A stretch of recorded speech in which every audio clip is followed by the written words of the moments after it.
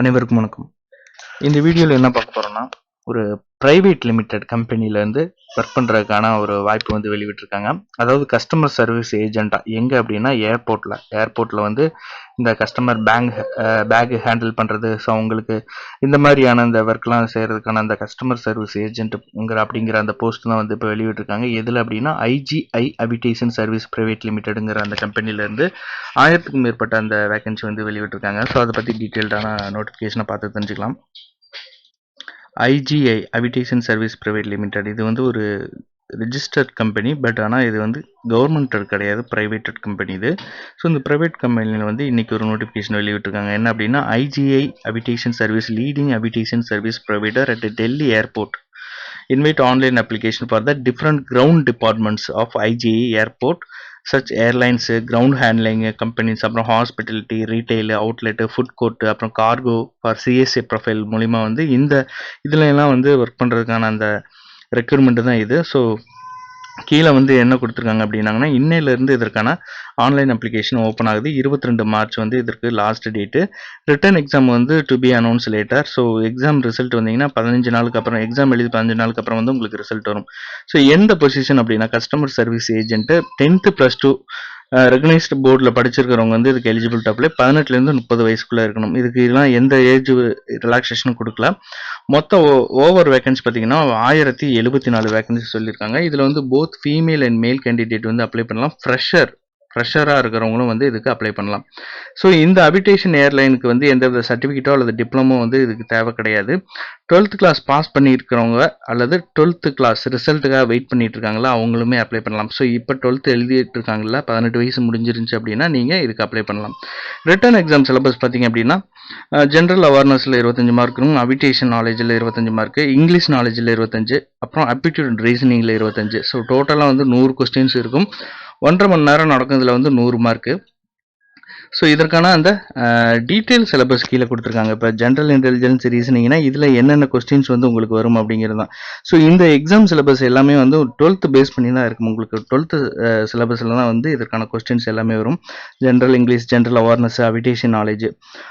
So இது வந்து உங்களுக்கு அவிடேஷன் நாலேஜ் பற்றி ஒரு 25 கொஸ்டின் வரும். அப்படின்னா இதை வந்து நீங்கள் இன்டர்நெட்டில் சர்ச் பண்ணி அவிடேஷனில் என்னென்ன பண்ணுவாங்க அப்படிங்கிற அந்த டீட்டெயில்ஸ் வந்து நீங்கள் சிலபஸாக எடுத்துக்கலாம், படிச்சுக்கலாம். ஸோ ரிட்டன் எக்ஸாம் பார்த்தீங்கன்னா 100 ஆப்ஜெக்ட் மல்டிபிள் சாய்ஸ் கொஸ்டின்ஸ் தான் இருக்கும். ஒவ்வொரு கொஸ்டினுக்கும் 1 மார்க்கு. ஆன்சர் பண்ணாத கொஸ்டினுக்கு எந்த வித மார்க்கும் கிடையாது. இதுக்கு நெகட்டிவ் மார்க்கு கிடையாது. 12th பேஸில் தான் இருக்கும். இங்கிலீஷ் ஹிந்தியில் இருக்கும். உங்களுக்கு எக்ஸாம் கண்டக்ட் பண்ணுறது வந்து இங்கிலீஷ் ஹிந்தியில் இருக்கும். ஸோ எக்ஸாம் சென்டர் வந்து நீங்கள் ஆன்லைன் அப்ளிகேஷன் ஃபில் பண்ணுறப்போ நீங்கள் உங்களுக்கான எக்ஸாம் சென்டர் வந்து நீங்கள் கேர்ஃபுல்லாக சூஸ் பண்ணிக்கலாம். எக்ஸாம் சென்டர் வந்து சேஞ்ச் பண்ண முடியாது அப்படிங்கிறத சொல்லியிருக்காங்க. அடுத்தது பார்த்தோம்னா சென்டர் ஆஃப் எக்ஸாமினேஷன்.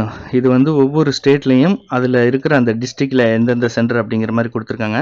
ஸோ தமிழ்நாட்டை பொறுத்த வரைக்கும் தமிழ்நாடு, ஆந்திர பிரதேஷ், தெலுங்கானா, ஸோ இந்த 3 பிளேஸில் வந்து கொடுத்துருக்காங்க ஸ்டேட்டில். அதுக்கப்புறம் சவுத் இந்தியா பொறுத்த வரைக்கும். அதுக்கப்புறம் பார்த்திங்க அப்படின்னா விசாகப்பட்டினம், சென்னை, மதுரை. தமிழ்நாட்டில் மதுரை, சென்னை இந்த 2 பிளேஸ் கொடுத்துருக்காங்க.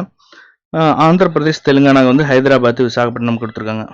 செலெக்ஷன் கேண்டிடேட் பார்த்தீங்கன்னா ஃபர்ஸ்ட் வந்து ரிட்டன் எக்ஸாமுக்கு அப்பியர் ஆகணும். அதாவது ரிட்டன் எக்ஸாம் எழுதணும். அதுக்கப்புறம் பர்சனல் ரவுண்ட் ஆஃப் இன்டர்வியூ இருக்கும். அதுக்கப்புறம் பார்த்தீங்க அப்படின்னா இது எங்கே நடக்குது அப்படின்னா ரெஜிஸ்டர் ஆஃபீஸ் டெல்லியில். டேட்டு, டைமு, இன்டர்வியூ இது எல்லாமே வந்து உங்களுக்கான கால் லெட்டரில் வந்து மென்ஷன் பண்ணுவாங்க. இது வந்து இந்த வெப்சைட்டில் அப்லோட் பண்ணியிருப்பாங்க. So based on the combined performance of written test and personal interview base பண்ணி தான் உங்களை ஷார்ட் லிஸ்ட் பண்ணி ஃபைனல் செலெக்ஷன் பண்ணுவாங்க அப்படிங்கிறத சொல்கிறாங்க. After successful completion of their character verification followed by medical test. So இது எல்லாமே இருக்கும். எப்படி அப்ளை பண்ணணும் அப்படின்னா ஆன்லைன் மூலிமா அப்ளை பண்ணிக்கலாம். இந்த வெப்சைட் www.igiavitationdelhi.com இதில் தான் வந்து நீங்கள் அப்ளை பண்ணணும். வேறு எந்த வித மோட்லையும் வந்து அப்ளை பண்ணால் அக்செப்ட் பண்ண மாட்டாங்க, அப்ளை பண்ண முடியாது. ராங் இன்ஃபர்மேஷன் கொடுத்துட்டோம் அப்படின்னா கண்டிப்பாக வந்து உங்களுடைய அப்ளிகேஷன் வந்து ரிஜெக்ட் பண்ணிடுவாங்க. ஸோ அப்ளை பண்ணுறதுக்கு முன்னாடி நீங்கள் இந்த அப்ளிகேஷனில் இருக்கிற எலிஜிபிலிட்டி எல்லாமே இருக்காங்கிறத செக் பண்ணிங்க. உங்களுடைய correct information, particular email, phone number, உங்களுடைய ஃபோட்டோகிராஃபு இது எல்லாமே சரியாக இருக்கான்னு பார்த்ததுக்கப்புறம் நீங்கள் ஃபைனலாக வந்து சப்மிட் கொடுங்க. லாஸ்ட் டேட் பார்த்தீங்கன்னா 22 மே 2024 12 PM, அதாவது மிட் நைட் வரைக்கும் வந்து நீங்கள் அப்ளை பண்ணிக்கலாம். எனி ரெஜிஸ்ட்ரேஷன், அதாவது ஆன்லைன் அந்த 22க்கு அப்புறம் வந்தது அப்படின்னா அக்செப்ட் பண்ண மாட்டாங்க அப்படிங்கிறதான் சொல்லியிருக்காங்க. Candidate are advise to register well time since application portal witness huge number of application during the closing date. So அதனால என்ன சொல்ல வராங்கன்னா, நீங்கள் உங்களுக்கான எலிஜிபிலிட்டி இருந்தது அப்படின்னா நீங்கள் அப்ளை பண்ணணும் அப்படின்னு நினச்சிங்கன்னா இப்போ இருந்தே நீங்கள் அப்ளை பண்ணிக்கலாம் அப்படிங்கிறதான் சொல்கிறாங்க. Before submission of online application candidate must check they have filled correct details. No modification is allowed under the circumstances. Once submit பண்ணிட்டீங்க அப்படின்னா எந்த வித மாடிஃபிகேஷன் பண்ண முடியாது. இந்த எக்ஸாமுக்கு வந்து 350 ரூபா வந்து பே பண்ணணும். இது ஒன்ஸ் பே பண்ணிட்டோம் அப்படின்னா வந்து ரிட்டர்ன் பண்ண மாட்டாங்க. நாட் refunded amount தான் இது. General condition to candidate before applying candidate must go through the instruction. இந்த அட்வர்டைஸ்மெண்ட்ல கொடுத்துருக்க இன்ஸ்ட்ரக்ஷன் ஃபுல்லாகவே நீங்கள் படிச்சுட்டு அதுக்கப்புறம் அப்ளை பண்ணுங்க. அதுக்கப்புறம் உங்களுடைய ஓன் இன்ட்ரெஸ்ட்ல வந்து இந்த ஆன்லைன் மூலிமா வந்து நீங்கள் அப்ளை பண்ணிக்கலாம் க்ளோசிங் டேட்டுக்கு முன்னாடி. அதுக்கப்புறம் பார்த்தீங்கன்னா disconnection, inability, failure to login. So இந்த இதுக்கெலாம் வந்து சம்டைம் வரும், அதாவது லாஸ்ட் டேட்டில். ஸோ ஹெவி அப்ளிகேஷன் வந்து போயிட்டு இருக்கிறதுனால ஸோ இந்த மாதிரி இஷ்யூலாம் வரும் அப்படிங்கிறதுனால நீங்கள் முன்னாடி அப்ளை பண்ணிக்கலாம். உங்களுடைய எஜுகேஷ்னல் ஏஜ் ப்ரொஃபைல் எல்லாமே சரியாக இருக்கா அப்படிங்கிறது இருந்துச்சு அப்படின்னா நீங்கள் அப்ளை பண்ணிக்கலாம், இப்போ இருந்தே ஸ்டார்ட் பண்ணிக்கலாம் அப்படிங்கிற சொல்கிறாங்க. உங்களுக்கான அந்த ஃபர்தர் கம்யூனிகேஷன் எல்லாமே உங்களுக்கான அந்த ரெஜிஸ்டர் இமெயில் மூலிமா தான் வரும், எஸ்எம்எஸ் இமெயில் மூலிமா வரும் அப்படிங்கிற சொல்லியிருக்காங்க. Successful completion of training mandatory to each profile for the further procedure. So complete அந்த ட்ரைனிங்லாம் முடிஞ்சிச்சு அப்படின்னா அதுக்கடுத்த ப்ரொசீஜர் என்னங்கிறது உங்களுக்கு சொல்லுவாங்க. ட்ரைனிங் இருக்கும், இந்த ரிட்டர்ன் டெஸ்ட் இதெல்லாம் முடிஞ்சதுக்கப்புறம் உங்களுக்கு ட்ரைனிங் கொடுப்பாங்க இதில். ஸோ இதுக்கு எந்த வித டிஏ அதர் எக்ஸ்பென்ஸு ஸோ இதெல்லாம் வந்து இல்லை அப்படிங்கிறது தான் சொல்லியிருக்காங்க. மொபைல் ஃபோனு அலோவ் பண்ண மாட்டாங்க எக்ஸாம் சென்டரில். So candidate will be required produce the original certificate வந்து நீங்கள் இன்டர்வியூ டைமில் வந்து கொடுக்கணும் அப்படிங்கிறது. So number of seats provisional and liable to change. உங்களுடைய டேட் ஆஃப் பர்த் ப்ரூஃப் வந்து உங்களுடைய மெட்ரிகுலேஷன் சர்டிஃபிகேட்டில் இருக்கிற மாதிரி தான் இருக்கணும். ஸோ அதையும் கண்டிப்பாக செக் பண்ணுவாங்க. டிக்ளரமேட் கொடுத்துருக்காங்க. ஸோ அதையும் வந்து நீங்கள் செக் பண்ணிக்கோங்க. ஸோ இந்த அப்ளிகேஷன் வந்து நீங்கள் எப்படி அப்ளை பண்ணணும் அப்படின்னா, ஃபஸ்ட்டு வந்து இந்த வெப்சைட்டில் வந்து அப்ளை ஆன்லைன் இருக்கும், அதில் இன்ஸ்ட்ரக்ஷன் கொடுத்துருப்பாங்க. இந்த இன்ஸ்ட்ரக்ஷனை வந்து ஃபஸ்ட்டு படிச்சிருங்க, என்னென்ன பண்ணணும் என்னென்ன பண்ணக்கூடாது அப்படிங்கிற மாதிரி அந்த இன்ஸ்ட்ரக்ஷன் கொடுத்துருப்பாங்க.